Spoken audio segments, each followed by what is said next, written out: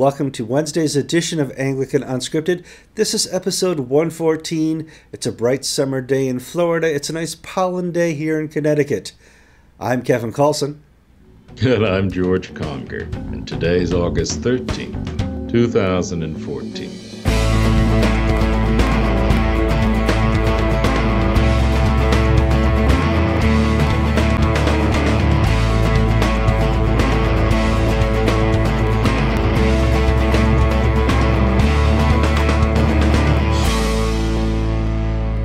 Well, if you're watching Wednesday's show, you probably recovered from Monday's show where we talked about death. We're now going to talk about disease. First of all, as you can tell, George is still at the public library. How goes the roof? It's like I've got 100 Italian woodpeckers on the roof, banging away just above my head from 7 in the morning to about 3:30 in the afternoon when the rain starts. They'll be done hopefully this week. That's good. So, as I mentioned before, we're going to talk about disease, and the disease of the week is Ebola, and there's been a large outbreak in Africa, and we want to talk to you about this to give you information, not to make you paranoid, but to have you be prepared. Now, before we go too far, George and I are not medical doctors. We don't work for the CDC, NSA, CIA. We basically are speaking from stuff we learned from Wikipedia, CNN, and MSNBC. So you will be very informed after the segment, I hope. But I hope you're not paranoid. Let's talk about the latest outbreak. It occurred in West Africa. Do we know where it occurred yet, George? Yes. The first case was reported in March in Guinea, country on the coast of West Africa. 2-year-old girl came down with the illness. We don't know where she got it from, but she had the illness and she quickly infected her mother, grandmother, one of her siblings, and they all died. The illness was then carried unwittingly by a village doctor, village nurse, to a larger village, and it spread to Sierra Leone and Guinea and is now in Liberia and just jumped to Nigeria. We had about 2,000 cases, about 900 deaths. That's about a 50% mortality rate. That's just enough for the Western mindset to go, oh, wait, well, we need to pay attention here because Hollywood has told us that disease is here to bring about the apocalypse. Many of you remember the Andromeda strain from the 1970s. Stephen King had a great book called The Stand. The latest Planet of the Earth reboot involves man-made disease that has taken over and killed everybody. So we have this in our lexicon, how we understand disease to work. So it's perfectly all right to be freaked out about it because that's what Hollywood wants you to be. We also have places like CNN. CNN has the God-gifted talent of reporting in one single story for 24 hours straight with 1,000 different experts, all doing the same type of thing. What do you think will happen? And that plays into that same lexicon our mind does of paranoia. Mm-hmm. Now, George and I hope at the end of the segment you're not paranoid, but we need to talk about a disease that is very dangerous because I remember in the 1980s watching the CDC show up in West Africa. Everybody's dressed in these big hazmat air-filled suits with an outside air supply plugged into the hose, and they would go in and use these big tongs to blood samples. Mm-hmm. Ebola is a very bad disease. We're not denying that, but we want to have a little common sense in how we approach it. It's hit Nigeria, which is big because we now have it hit a city with 20 million people, George. Yes, an American flew from Monrovia, capital of Liberia, to Lagos. And when he arrived at the airport, he was sweaty and a little gray and wasn't feeling well. Well, when you and I arrive overnight from Europe at Kennedy Airport, yes, we're sweaty, we're gray, we're not feeling well.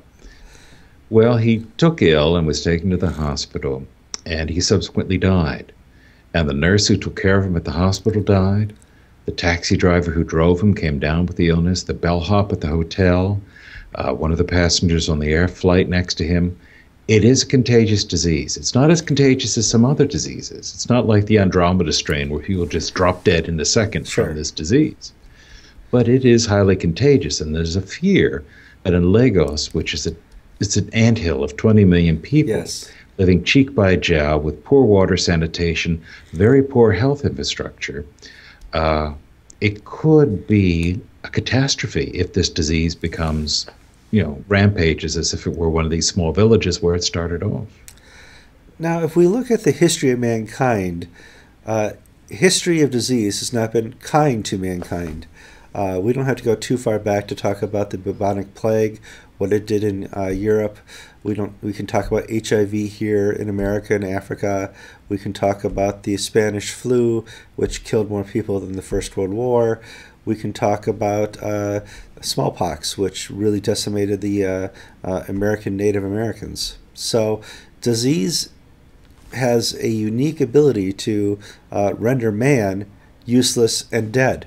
So it's okay to be afraid of this to some context and to be prepared. We also live in a different age. A bubonic plague would take months to travel on a ship. We are 12 hours on the East Coast here from Nigeria by plane. It's a whole different dynamic where you can transfer disease from continent to continent within half a day. That has not existed before in human history with major diseases. We now have an outbreak, and it's going to be interesting to see how different places react. There have been some countries already that have closed their border, George. Yes, Liberia, Guinea, Sierra Leone have all closed their borders to prevent the transmission of disease by infected people moving back and forth.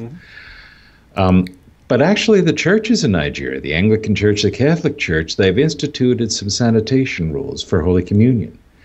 Nicholas Oko on Sunday, he's the Archbishop of Nigeria, said that the exchange of peace, don't shake hands anymore. Now, I know there are some charismatic churches where the exchange of peace is a full body hug, but don't do that. Don't shake hands. Also, no more common communion cup. Instead of taking the cup as it's passed to you and you drink from it and hand it back, or you sip from it as it is held for you, and for the time being, the priest will take the host, intinct it, dip it into the cup, and then place it in your mouth. Also, they've drained all the holy water, in from little basins in the back of the church. As people come in, they put their fingers in it and cross themselves with the holy water. Well, to prevent the spread of disease, we don't know how it spread. They are emptying all the holy water out. So they're taking these precautions to prevent disease from being spread. Now, this is what we call preparedness. This is not paranoia. This is not locking the doors. This is not isolating yourself from other people. This is taking common sense preparedness so that you don't have, disease spread amongst your church.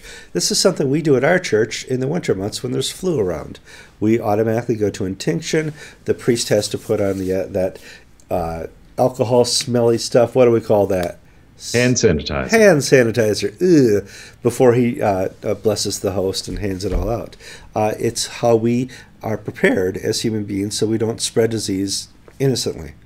But the other thing Archbishop Oko said is that not to panic. Yes, and because there are people in Nigeria, quacks, witch doctors, charlatans, mega church leaders, who are using this in unscrupulous ways. Yes, I know there is war to the death in the Middle East. Yes, there's disease spreading rapidly.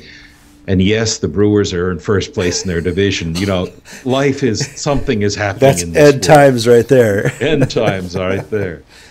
However, there's this one fellow, T.B. Joshua, who's a Nigerian. He called Prophet T.B. Joshua's mega church pastor, tens of thousands of followers all across the continent of Africa.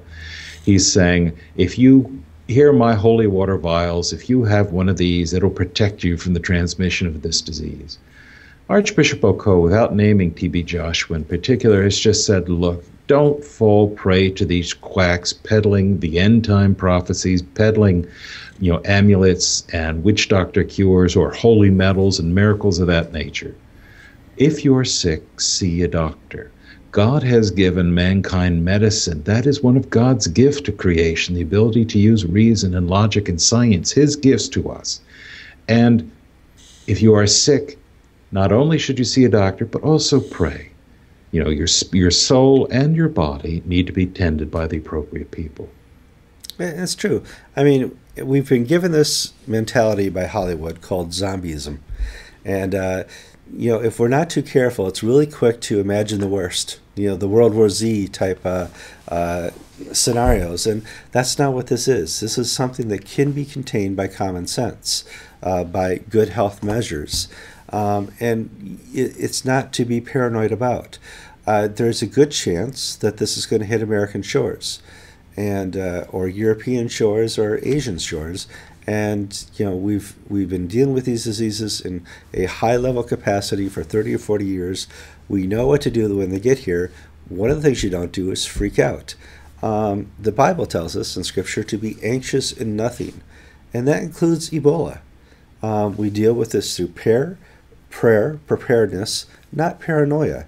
And I know CNN and others like to let us freak out about this. It is a scary disease. And yes, disease has a bad history with mankind. But, if prayer is going to be the simplest solution, and preparedness, George. Well, Kevin, I have to say, if the Eagles win this year, then I will believe the end times have come. I know. There are signs of the end times. And, I can think of several: Cubs, White Sox. But we won't go further into that. All right. Now we're going to leave death and disease behind and talk about something fresh on Friday. Taxes.